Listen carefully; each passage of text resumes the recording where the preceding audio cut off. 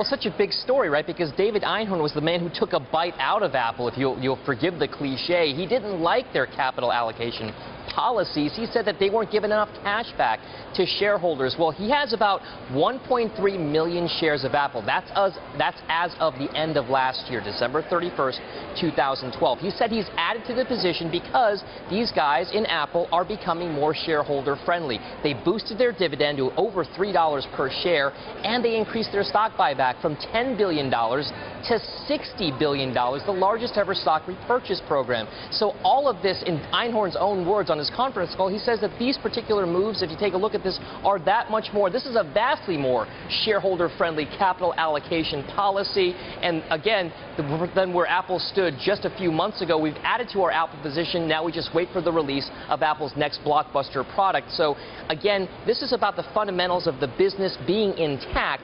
Now it's about capital allocation, and that's been at least stricken off Einhorn's list for now. Okay, so Einhorn not only discussing what he's doing with Apple, but also with his currency positions and gold as well. So what's in there? It's all about the Bank of Japan, because the Bank of Japan, in Einhorn's words, have now joined that global monetary printing race, right? Everybody the race looking to the bottom. Yes, the race to the bottom, trying to devalue their currency. Well, he says that this supports their long-term view at Greenlight Capital and Greenlight Capital Re that the yen is going to continue to weaken because of the new regime in Japan.